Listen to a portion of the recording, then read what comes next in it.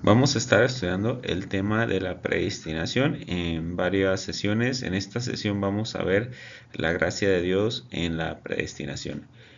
Para entender la predestinación es importante entender qué es la gracia de Dios y es un buen punto de partida para ver todo lo demás. ¿Ok? Entonces, voy a explicar lo siguiente con un ejemplo, quizás algo inverosímil, algo que no tiene que ver con el tema, pero sí tiene mucho que ver con esto. En las películas siempre hay un villano. Si te fijas en las películas, en especial en las películas infantiles, siempre hay un villano. ¿Qué pasaría si el villano no estuviera en la trama de la película? Probablemente, bueno, muy seguramente la película no pudiera tener esa, no pudiera ser entretenida, ¿verdad? Porque el villano realmente es el del problema, es el que todo el mundo quiere vencer, es el malo de la película. Sin un villano, pues no se desarrollaría una trama, ¿verdad? Entonces, el que está detrás de todo en la película es el villano y muchas veces no se sabe quién está detrás y hasta el último se conoce quién era el verdadero villano hasta que se va a derrotar, pero es el que estaba detrás, ¿verdad? Es el que estaba detrás de todo y el que movía las cosas. Quizás es un ejemplo muy inverosímil, muy fuera del tema, pero es precisamente la palabra gracia lo que está detrás de todo. ¿Sí? Podemos eh, ver en la Biblia varias palabras como fe, gloria, misericordia, amor, paz, pero realmente, así como te mencionaba el ejemplo del villano que está detrás de todo, o en una obra de teatro, quien está tras bambalinas, quien mueve todas las cosas, pues es la gracia, ¿sí? Porque gracia significa que Dios quiso, ¿ok?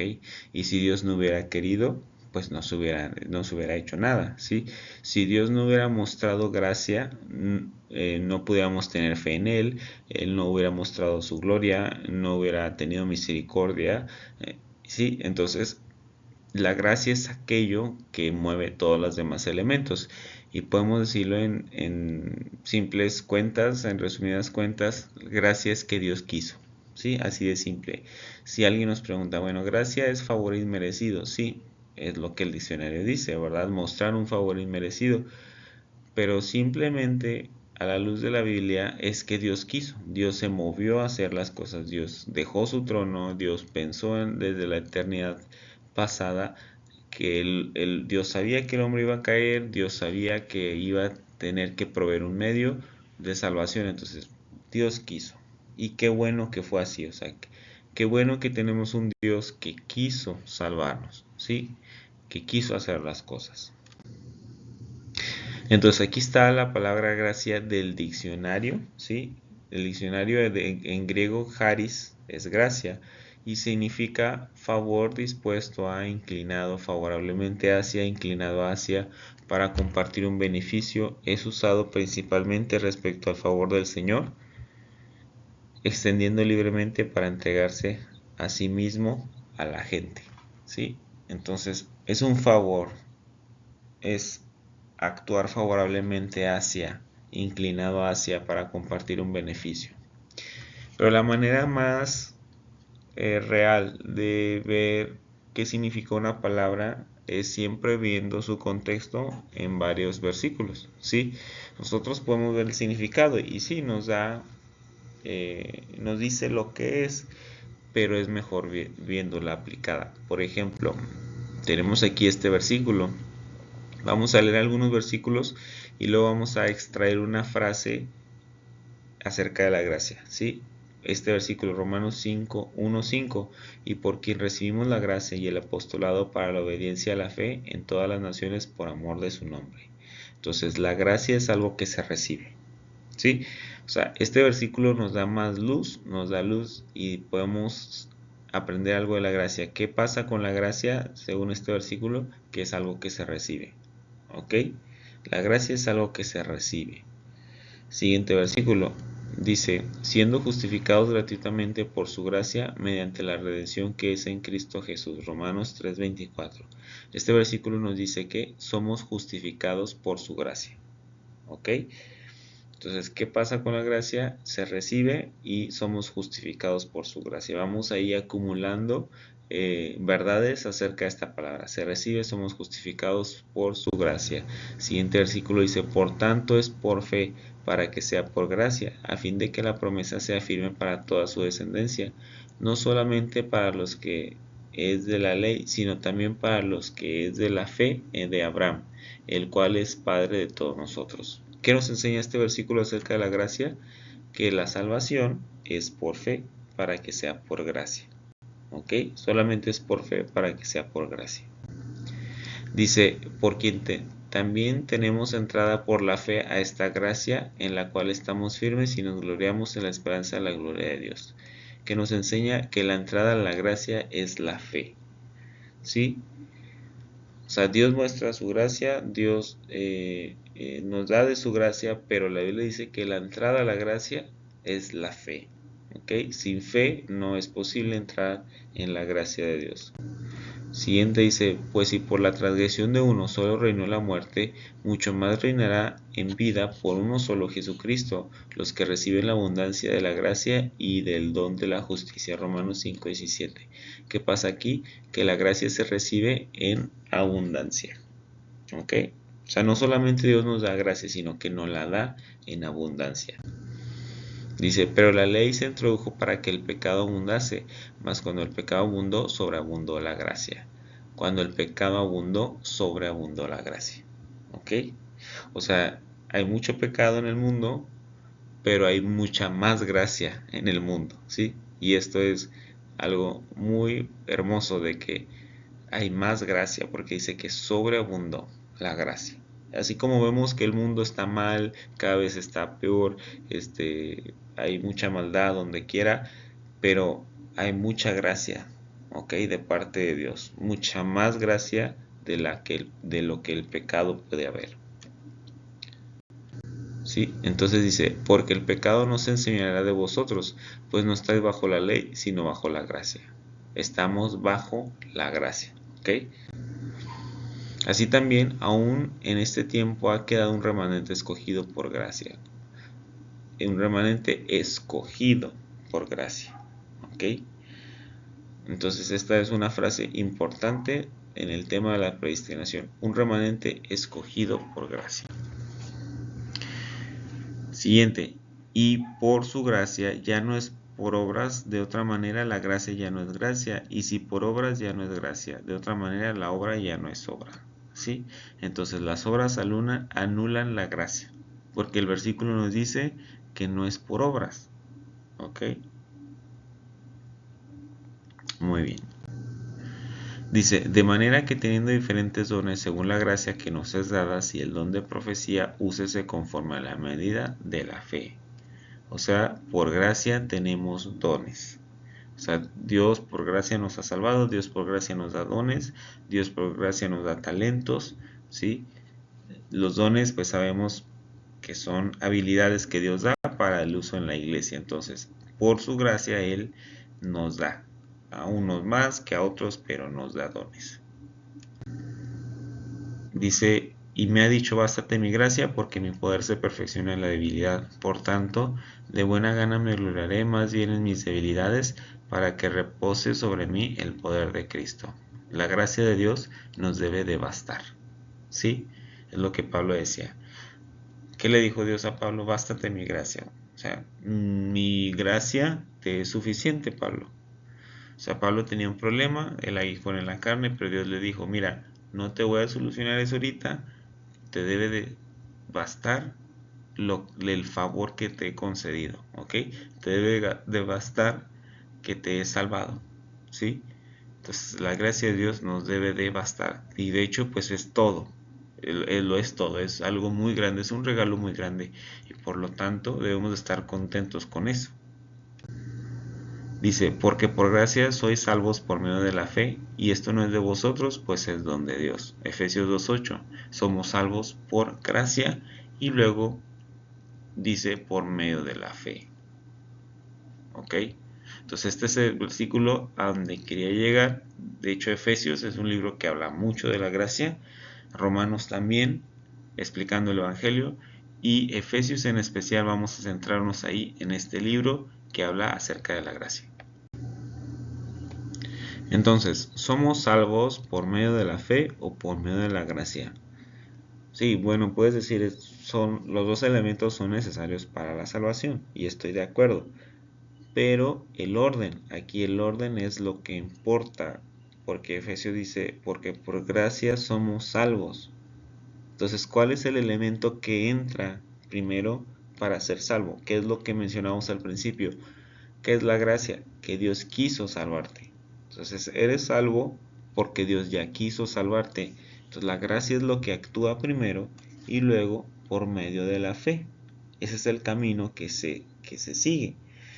Efesios no nos dice somos salvos por tener fe en Dios, ¿verdad? No dice eso. Somos salvos por gracia.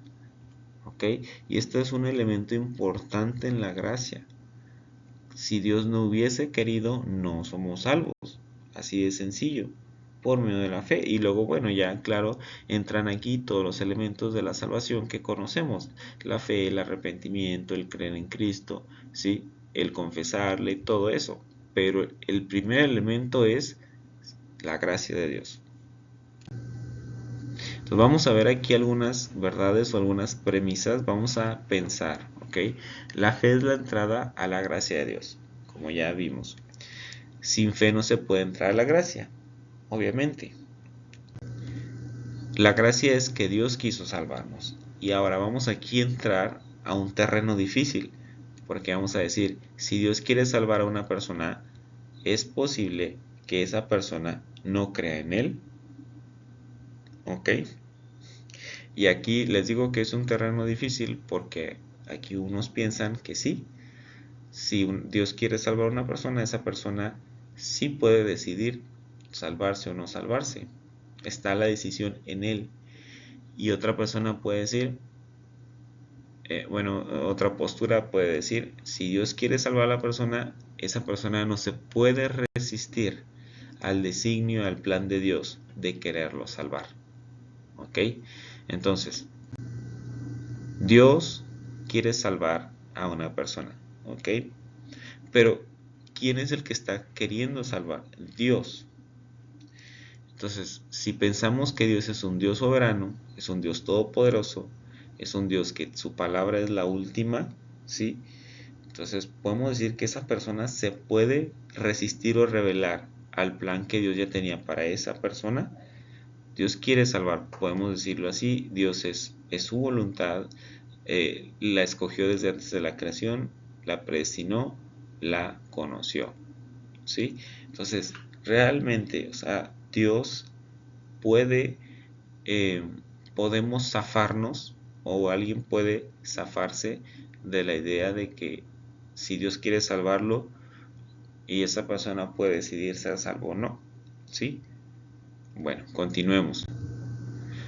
Vamos a leer este versículo. En Efesios dice, y Él les dio vida a ustedes cuando estaban muertos en sus delitos y pecados, en los cuales anduvieron otro tiempo, siguiendo la corriente de este mundo, conforme al príncipe de la potestad del aire, el espíritu que ahora opera en los hijos de desobediencia.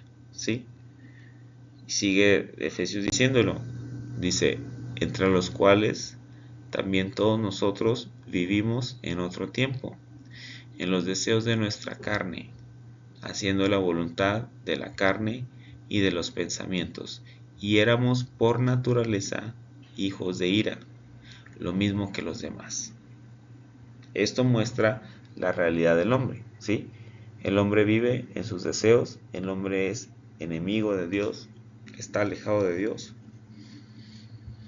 haciendo la voluntad de la carne y los pensamientos, y éramos por naturaleza hijos de ira, lo mismo que los demás. Y luego, después de esto, dice, pero Dios, ¿sí? Que es rico en misericordia por su gran amor con que nos amó, aun estando nosotros en pecados, nos dio vida juntamente con nosotros. Por gracia son salvos. Sí, entonces, pero Dios, Él intervino, ¿verdad? Pero Dios actuó. Aquí no nos está diciendo Pablo, entonces ustedes tuvieron fe en Dios, ¿verdad? Dice, pero Dios. O sea, al parece ser, y lo que estamos viendo aquí es que Dios actúa, ¿sí? Pero Dios, ese pero es muy importante. Entonces, pero Dios actúa, ¿verdad? Se inmiscuye en la persona para que esa persona sea salva. Si Dios no actúa, esa persona no puede ser salva. Eso es lo que esta postura dice, ¿ok? Entonces, podemos ver a Dios como el autor de la salvación, que Él lo es, pero no solamente es el autor de la salvación, sino que Él se asegura de que la persona sea salva. ¿Por qué? Porque nosotros, y lo vamos a ver después, nuestra caída fue tan radical que no nos permite responder al llamado de Dios. ¿Ok? Entonces, ¿qué dice Romanos 8, 29 al 30? Dice, porque a los que antes conoció, también los predestinó, para que fuesen hechos conforme a la imagen de su Hijo, para que Él sea el primogénito entre muchos hermanos. Y a los que predestinó, a estos también llamó. Y a los que llamó, a estos también justificó. Y a los que justificó, a estos también glorificó. Romanos es un libro que habla acerca de la salvación de Dios, ¿sí? Entonces aquí nos ofrece Romanos un camino, una ruta. Primero nos conoció, luego nos predestinó, luego nos llamó y nos justificó, en ese orden. Quiero centrarme en la palabra conocer. La palabra conocer viene del griego pro-ginosko. Ginosko es conocer, ¿ok? Saber, conocer. Pro es antes. Ese es un sufijo que se le agrega a la palabra.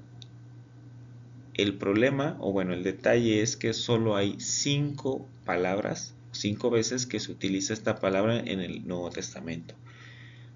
O sea, no se usa más. Ginosco, el solo verbo, pues sí se usa más, ¿verdad? Pero el proginosco, saber desde antes, solo se utiliza 5 veces. Y una de ellas es en este versículo de 1 de Pedro, dice, ya destinado desde antes de la fundación del mundo, pero manifestado en los postreros tiempos por amor a vosotros. 1 de Pedro 1:20. Y bueno, puedes decir, ¿y dónde está la palabra conocer antes? Sabemos que Reina Valera traduce, muchas de las veces no es igual la palabra al original, por eso lo importante de ver varias traducciones, ¿ok? O de revisar el original, revisar el griego. Entonces, destinado aquí lo está traduciendo la palabra proginosko, ¿ok? Entonces, quiere decir que Jesús y nosotros ambos fuimos conocidos por Dios. Obviamente entendemos que Jesús es la persona de la Trinidad, ¿verdad? Que Jesús es Dios mismo. No creemos en dos dioses diferentes, ¿sí? Pero así como en la eternidad Dios conocía a Jesús y lo conocía muy bien, porque cohabitaron siempre en la eternidad pasada. Bueno, en la eternidad pasada Dios nos conoció.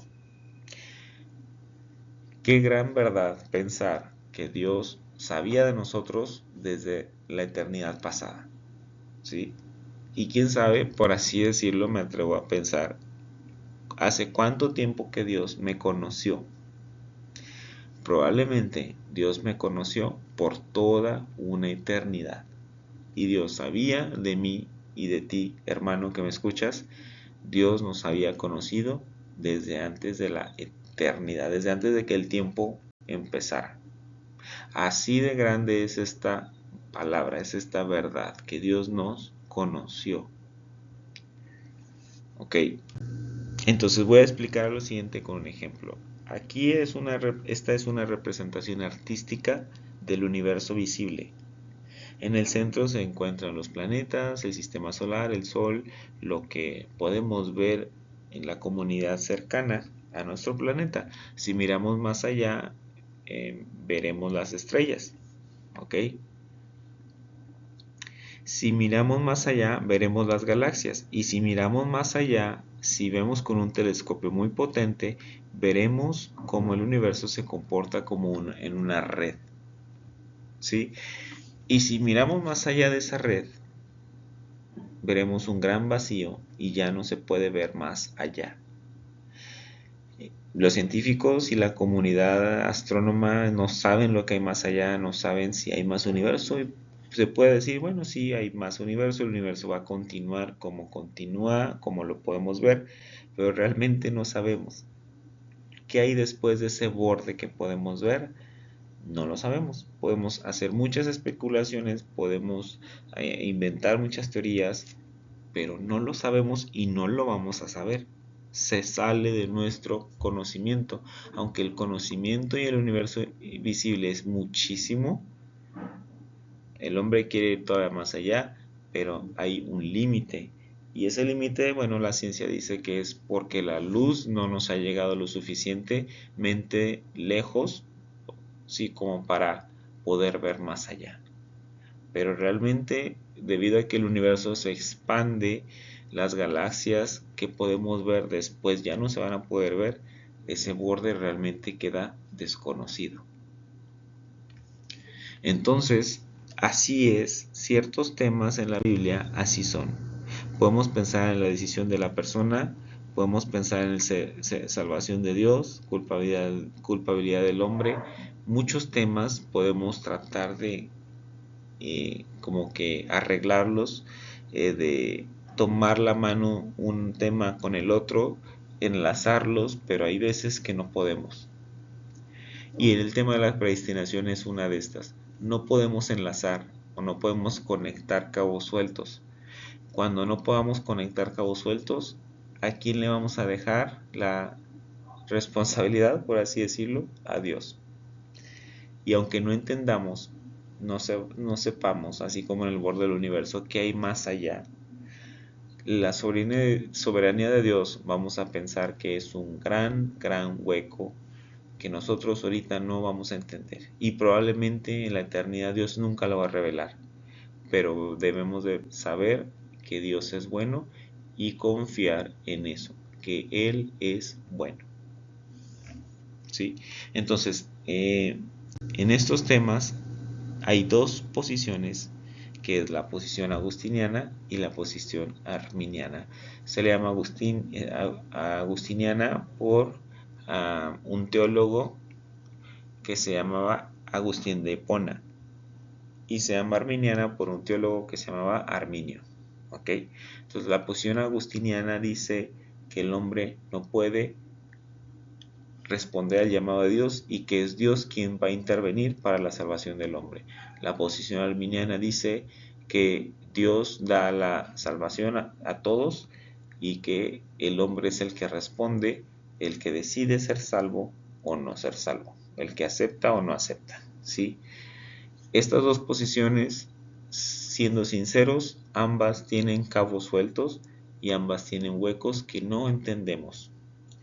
Sin embargo, para mí y para muchas personas, muchos hermanos, para la mayoría de los teólogos en la historia y muchos hermanos en la actualidad, concuerdan de que la posición agustiniana es una posición viable para explicar el tema relacionado entre la soberanía de Dios y la respuesta del hombre a la soberanía de Dios.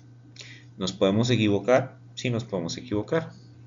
Siempre que hablemos de este tema, tengamos la humildad de decir, yo creo así, yo me pongo en esta postura, sin embargo me puedo equivocar. Cualquiera de las dos posturas. Pero vamos a estar explicando en esta serie de temas la posición agustiniana, el por qué puede ser una opción viable para explicar el asunto entre la soberanía de Dios y la respuesta del hombre a la salvación. Cualquiera que sean las posiciones que tú puedas tomar, creo que lo importante aquí es que Dios nos ha elegido para buenas obras. La aplicación práctica de esto es que Dios ya te eligió. Dios te eligió no solamente para salvación, eso queda en segundo plano, somos salvos, vamos a ir al cielo, pero vivimos en el mundo todavía y Dios nos eligió para buenas obras. Hermano que me escuchas, si Dios ya te ha elegido, si Dios destinó una obra para ti, ¿qué estás haciendo el día de hoy? ¿Trabajas para el Señor? ¿Haces una obra? ¿Haces un ministerio o apoyas un ministerio? ¿Ofrendas en la iglesia? ¿Vas y predicas? ¿Ayudas a los pobres? ¿Ayudas al necesitado? ¿Provees alguna necesidad a alguien en específico? No podemos obviamente solucionar el mundo, pero sí involucrarnos en la obra que Dios pensó de antemano, según Efesios nos lo dice. Hasta aquí este tema de la gracia de Dios. El próximo tema vamos a ver qué es entonces la soberanía de Dios, para entender mejor el tema de la predestinación. Dios te bendiga y muchas gracias.